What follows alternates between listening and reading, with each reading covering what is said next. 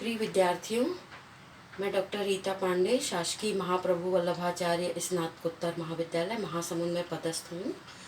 आज हम लोग एमए चतुर्थ सेमेस्टर के चौथा पेपर की 5वीं इकाई के संबंध में भारत का सांस्कृतिक इतिहास विषय के पर चर्चा करेंगे।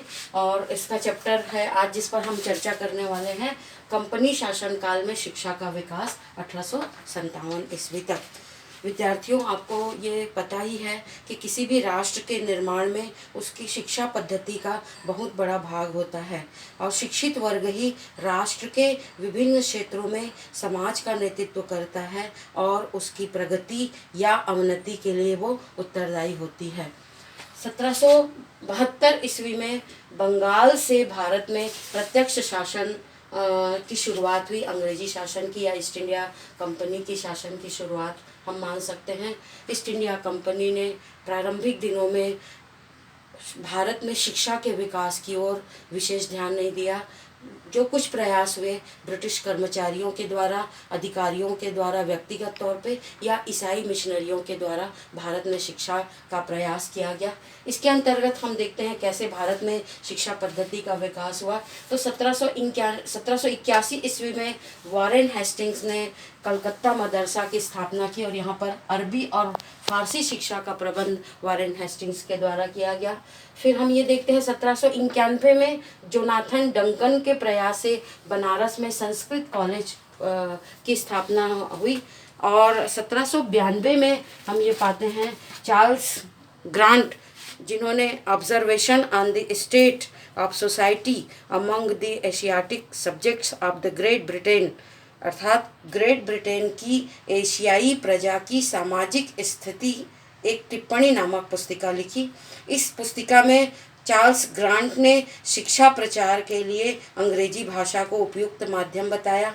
भारत को अंग्रेजी साहित्य, दर्शन और धर्म की शिक्षा पर जोर दिए जाने पर उन्होंने इस किताब के माध्यम से अपनी बात कही और उन्होंने कहा कि यदि अंग्रेजी शिक्षा का प्रचार किया गया तो अनिवार्य रूप से भारतीय जनता ईसाई धर्म स्वीकार कर लेगी। चार्ल्स ग्रांट के इस शिक्षा संबंधी सुझाव ही थे अपनी किताब में इन्होंने दिया, लेकिन इतिहास में भारत में वस्तुतः अंग्रेजी शिक्षा की अग्रिम रूपरेखा का निर्माण चार्ल्स ग्रांट ने ही किया था। इसीलिए चार्ल्स ग्रांट को भारत में आधुनिक शिक्षा का जन्मदाता कहा जाता है। इसके बाद हम ये पाते हैं 1800 में लॉर्ड वेलेस्ली के द्वारा फोर्ट विलियम कॉलेज की स्थापना की गई। ये फोर्ट विलियम कॉलेज की स्थापना अंग्रेज भारत में रहने वाले अंग्रेज़ों को भारतीय परंपरा, रीति रिवाज और भाषा की शिक्षा देने के लिए इसकी स्थापना की गई थी, फोर्ट विलियम कॉलेज की स्थापना। लेकिन ये 1802 में विद्यार्थियों कंपनी के डायरेक्टरों के विरोध के चलते ये बंद कर दिया गया। 1813 ईस्वी की जो महत्वपूर्ण घटना थी, कंपनी के चार्टर एक्ट पारित किया गया। उस चार्टर एक्ट में ईस्ट इंडिया कंपनी को भारत में शिक्षा पर व्यय हेतु 1 लाख राशि स्वीकृत की गई। पहली बार ऐसा हुआ 1772 के पश्चात 1813 ईस्वी में कि ईस्ट इंडिया कंपनी को इंग्लैंड की सरकार ने 1 लाख रुपया भारतीय शिक्षा के विकास के लिए स्वीकृत किया। पर यहाँ पर ये समस्या थी कि शिक्षा का माध्यम क्या हो और किस पर व्यय किया जाए, इस पे मतभेद होने लगे और ये 2 वर्ग में बढ़ गए, शिक्षा का माध्यम और शिक्षा पे व्यय होने वाली राशि के लिए। पहला वर्ग ओरिएंटलिस्ट कहलाया, जो प्राच्यवादी कहलाया, जिसके समर्थक विल्सन और प्रिंसप थे। ये इस बात के हिमायती थे कि भारत में शिक्षा भारतीय भाषा और ज्ञान के लिए किया जाए और ये राशि इस पर व्यय होना चाहिए।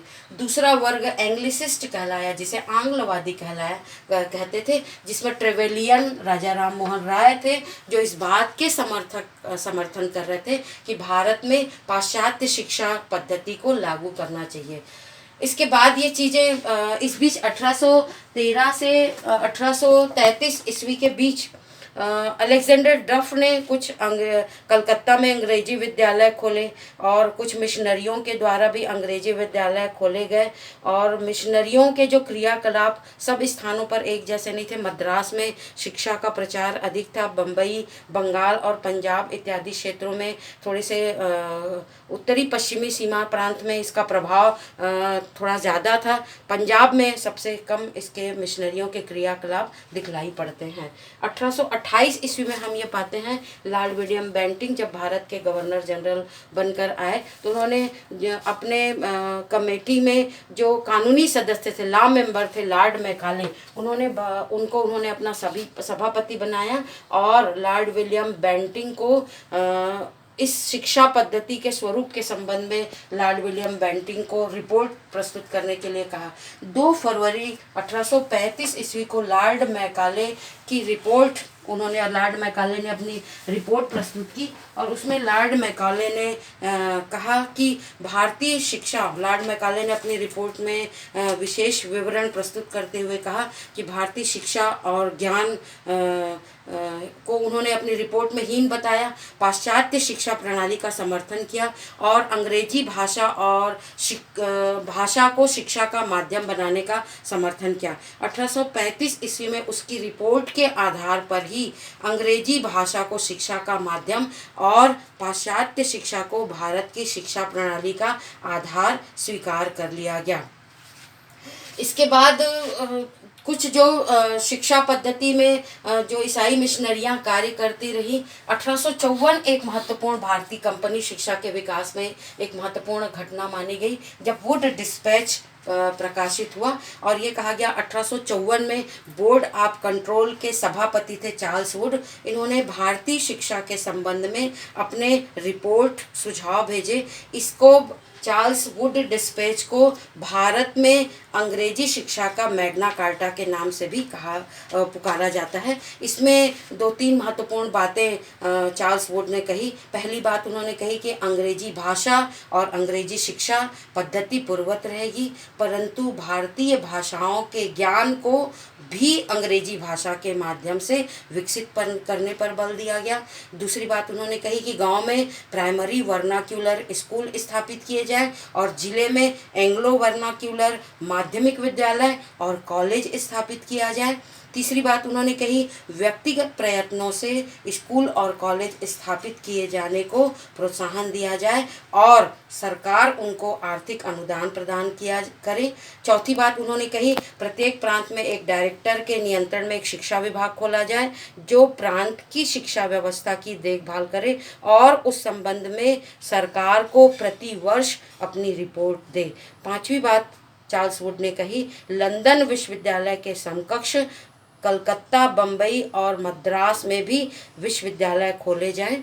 छठवीं बात उन्होंने कही व्यावसायिक शिक्षा की वृद्धि के लिए पृथक स्कूल और कॉलेज खोले जाएं। सातवीं बात उन्होंने कही चार्ल्स वुड ने इंग्लैंड की भांति अध्यापकों की शिक्षा के लिए पृथक ट्रेनिंग स्कूल खोले जाए। और आठवीं बात उन्होंने कही स्त्री शिक्षा का विस्तार किया जाए। इस प्रकार इन्होंने एक महत्वपूर्ण आधार स्थापित किया भारत में अंग्रेजी शिक्षा का। चार्ल्स वुड के शिक्षा सुझावों को तत्कालीन गवर्नर जनरल लॉर्ड डलहौजी ने कार्य रूप में परिणत करने का निश्चय किया। 1855 में उन्होंने पृथक शिक्षा विभाग की स्थापना की, प्रांत में शिक्षा डायरेक्टरों की नियुक्ति की और अन्य सुझावों पर भी कार्य प्रारंभ कर दिया। 1858 में इसी आधार पर कलकत्ता, बम्बई और मद्रास में विश्वविद्यालय स्थापित किए गए जिसमें शिक्षा की व्यवस्था तो नहीं थी पर परीक्षा लेने और डिग्री प्रदान करने के उत्तरदायित्व को पूरा करना आरंभ कर दिया। आगे चलकर हम ये पाते हैं 1857 ईस्वी तक कंपनी शासन काल के जो शिक्षा नीति पर यदि हम चर्चा करें तो वो जो नीतियाँ निर्धारित की गई इसमें हम ये देख पाते हैं कि भारत में विद्यार्थियों निष्कर्ष के तौर पर हम ये कह सकते हैं कि 1857 ईस्वी तक जो शिक्षा पद्धति थी इसमें भारत की शिक्षा का ढांचा पाश्चात्य शिक्षा पद्धति के आधार पर विकसित हो गया और भारत की प्राचीन शिक्षा पद्धति नष्ट हो गई। लेकिन जो आधुनिक शिक्षा पद्धति जिसकी नींव रखी गई कंपनी के शासनकाल में, ये शिक्षा पद्धति ने भारत में नवजागरण लाने में और भारत के राष्ट्रीय चेतना के विकास में इस शिक्षा पद्धति ने आगे अपनी एक महत्वपूर्ण भूमिका निभाई। धन्यवाद।